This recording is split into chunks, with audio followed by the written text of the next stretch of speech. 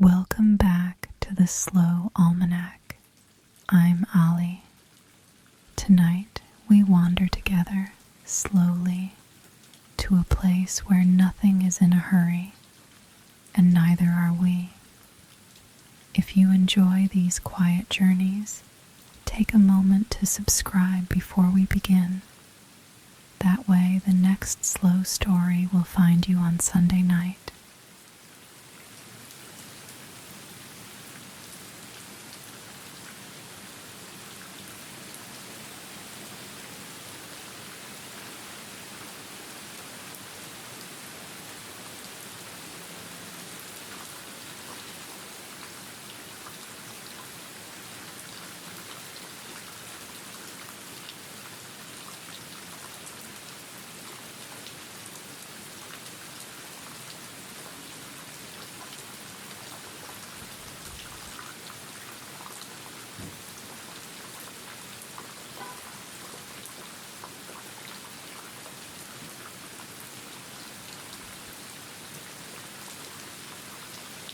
Let your weight settle, let the day go.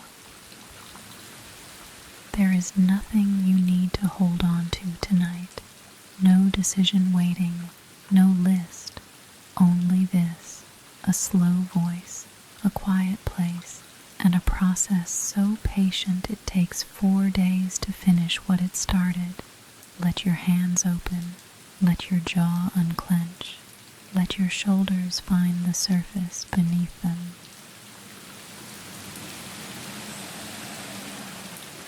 Breathe in, breathe out. There is no hurry here. There never was. You are on a forested hillside above a castle town. The town is below you, small and quiet in the valley. You can see the pale curve of its rooftops through the trees. If you look back down the path, gray tile, white plaster, the low blue smudge of the castle keep at the center. But you are not looking at the town. You are looking at the kiln. The kiln is a low mound of earth, set into the hillside as though the hill grew it there. It is perhaps 4 meters long and 2 meters wide, shaped like the back of a sleeping animal, a gentle dome packed with clay and soil and ash from many previous firings. The surface is dark, not the dark of fresh soil, but the deep, settled dark of something that has been burned and cooled and burned again many times over many years. The earth here has a memory. At the lower end of the mound, there is a mouth, a low arch of stone, sealed now with a flat slab and a careful packing of wet clay. At the upper end, a small chimney rises, no taller than a child's height, its opening no wider than a man's fist. A thin thread of pale smoke moves out of it, almost straight up, barely disturbed by the air. You are standing a few paces away from the kiln, on the hillside path. The ground underfoot is soft with old leaves and needlefall. The trees around you are oak and cherry, their trunks close together, their canopy overhead letting through the kind of light that arrives in long, slow columns and does nothing quickly. The air smells of wood smoke, not the sharp, crackling smoke of an open fire, but something older and quieter. A slow smoke. A smoke that has been working at something for a long time. The kiln is sealed. It has been sealed since before dawn. Inside, the wood is burning, though burning is not quite the right word. Inside, the wood is changing, very slowly, very carefully. The man who tended the fire before sealing it is not here now. He went down to the town an hour ago. He will come back this afternoon and again tomorrow morning, and the morning after that. He will read the smoke and adjust the clay at the mouth and leave again. The kiln does not need him every moment. The kiln knows what it is doing. You sit down on a broad root at the base of a cherry tree, your back against the bark. The root is smooth and dry. From here you can see the chimney clearly, and the thin thread of smoke, and the low dome of packed earth.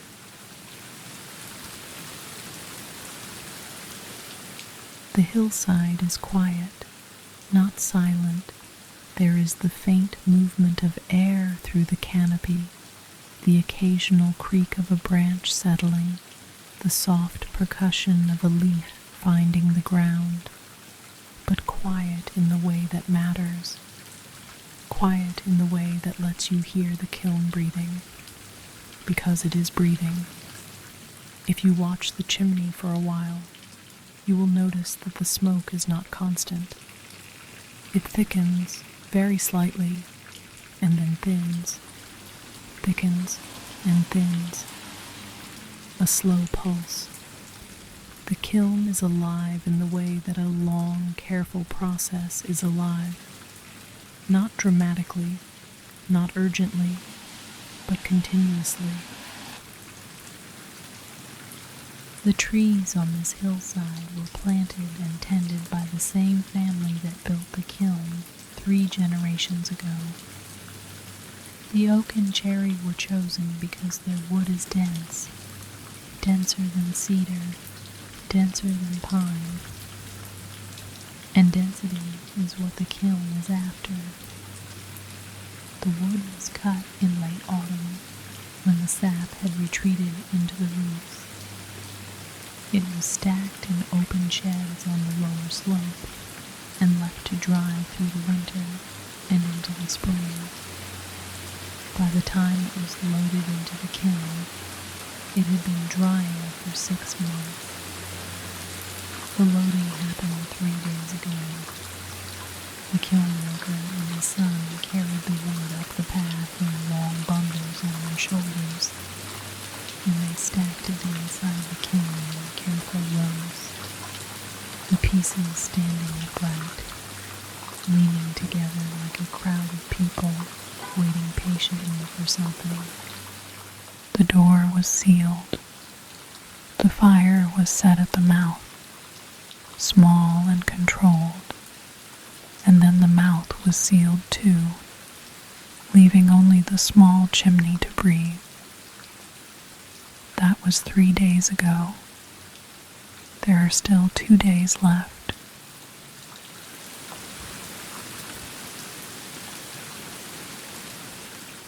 Let me bring you back to where you are sitting. You are on a forested hillside, above a small castle town, in a grove of oak and cherry trees. The kiln is in front of you, a low, dark dome of earth, sealed and patient. A thin thread of smoke rises from its chimney. The air smells of slow wood smoke, and the light comes through the canopy in long columns, and the ground under you is soft. The temperature inside the kiln right now is somewhere around 250 degrees. Not the white heat of a forge, not the leaping heat of a bonfire. A steady, controlled warmth, the kind that works quietly, without showing off. Outside the kiln, on this hillside, it is a mild morning. The light is soft. The smoke from the chimney rises in a thread so thin and steady that it looks like something drawn with a brush. You can watch it for a long time without it changing. The castle town below was, in an earlier century, a place where metalworkers lived and worked, craftsmen who made blades and fittings and tools. They needed a fuel that burned hot and clean and long, a fuel that did not spit or flare, or leave the kind of ash that contaminates a careful weld. They needed what this kiln makes. The tea rooms of the town needed it too. The low, enclosed hearths where a kettle might sit for hours over a bed of pale gray coals, bringing water to the precise, unhurried temperature that a good bowl of tea requires. Not boiling hard, not cooling. Just there, at the edge of a simmer, patient as the room around it. Both of those uses require the same thing. Charcoal that is dense and uniform and nearly smokeless. Charcoal that holds a steady heat without drama. And that kind of charcoal requires exactly this: a sealed kiln, a forested hillside, a careful worker, and 4 days. The smoke from the chimney is pale now, almost white. This is the right color for this stage of the process. Earlier, when the fire was first sealed in, the smoke was darker, thick and yellowish, full of water vapor and the volatile compounds leaving the wood in a rush. That smoke smelled sharp, almost acrid. Now the smoke is paler, quieter. The wood inside is past its first crisis. It has given up its water. It is beginning to give up something else.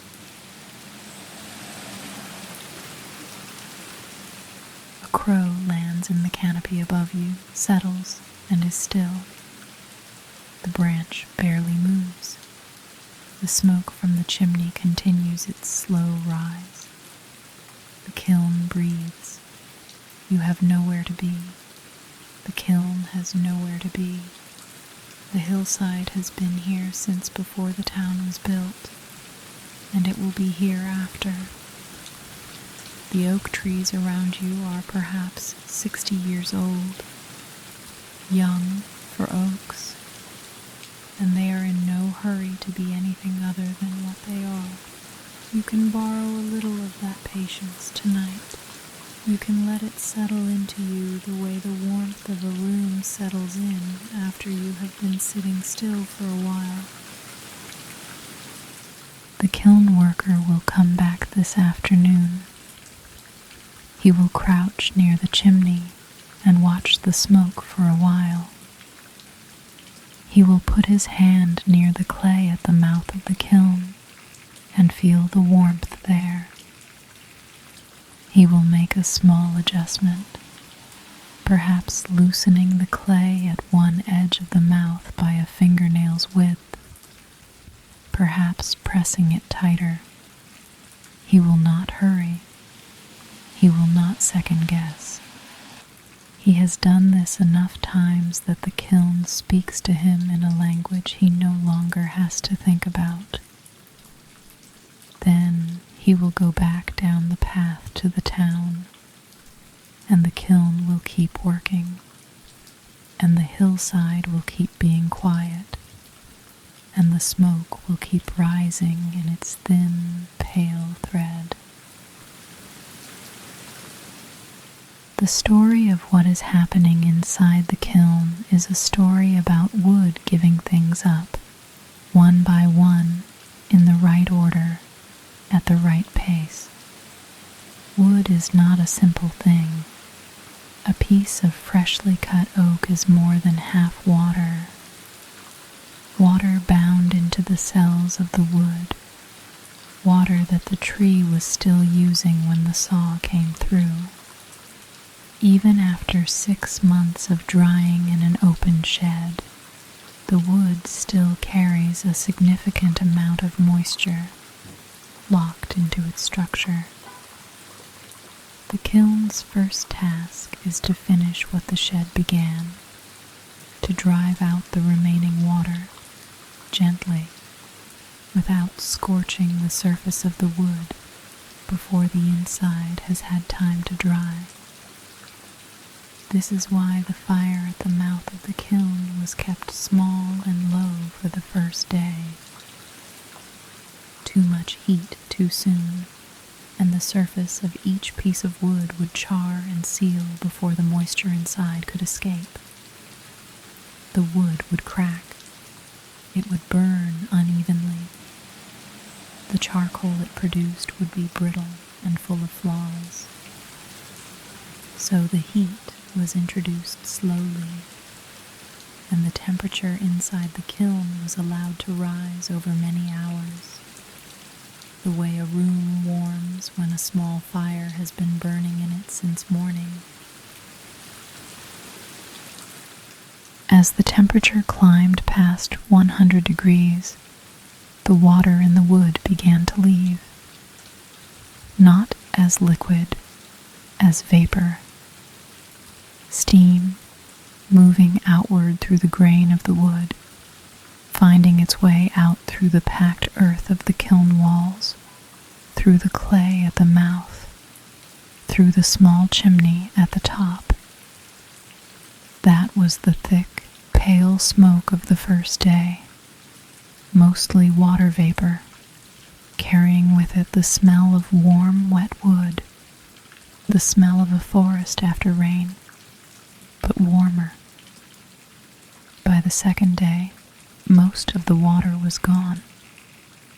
The temperature inside the kiln had risen past 150 degrees, and the wood had begun a different kind of change. The compounds that give wood its flexibility, the resins, the tars, the organic acids, began to break down. They left the wood as gases and vapors, joining the smoke that moved out through the chimney. This was the darker, sharper smoke of the second day. If you had been standing here then, the smell would have been more complex. Something between pine resin and vinegar, something old and chemical, the smell of a material being remade. Inside the kiln, as those volatile compounds left, the structure of the wood began to simplify. The long, complex molecules that make up fresh wood, the cellulose, the hemicellulose, the lignin, were breaking apart under the heat, rearranging themselves into shorter chains, simpler forms. The wood was becoming something else, not burning in the way a fire burns, consuming itself in light and heat and ash, changing, quietly, in the dark. This process is called pyrolysis, the transformation of a material by heat in the absence of enough oxygen to allow full combustion. The sealed kiln keeps the oxygen low. The small chimney allows just enough airflow to maintain the temperature, but not enough to let the wood simply burn away. The wood is held at the edge of burning for days, until everything that can leave has left. The water, the resins, the volatile acids, and what remains is almost pure carbon.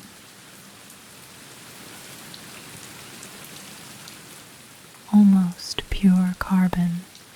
That is what charcoal is, the skeleton of the wood, after everything else has been driven out. The cells of the original tree are still there. If you looked at a cross-section of good charcoal under a lens, you would see the rings and channels of the original wood, preserved in carbon, the way a fossil preserves the shape of a creature in stone. The structure is the same, the material has changed entirely. Because the structure is preserved, the charcoal is not brittle in the way that ash is brittle. It holds its shape. It can be handled without crumbling. And because it is nearly pure carbon, it burns at a high and steady temperature, producing very little smoke. The volatile compounds that produce smoke are gone. There is nothing left to smoke with. What burns in a bed of good charcoal is the carbon itself, combining with oxygen quietly, producing heat and carbon dioxide, and almost nothing else. This is what the metal workers of the castle town needed. A fuel that burns hot and clean, that can be controlled by adjusting airflow, that does not contaminate the metal with sulfur or impurities. A fuel that does not flare. A fuel that can be trusted. And this is what the tea room hearths needed. A fuel that holds a steady warmth for hours without tending, that does not fill a small enclosed room with smoke, that allows the person sitting beside it to forget that the fire is there, to attend only to the water and the bowl and the quiet. The final stage of the kiln's work is the most delicate. After 3 days, the temperature inside has been allowed to climb higher, past 250 degrees, toward 300, even briefly higher. This drives out the last of the bound compounds and completes the carbon structure of the charcoal. Then, slowly, the mouth of the kiln is opened, not all at once, not wide, but by degrees, over many hours. The kiln worker adjusts the opening by small amounts, watching the smoke, watching the color of the coals visible through the gap.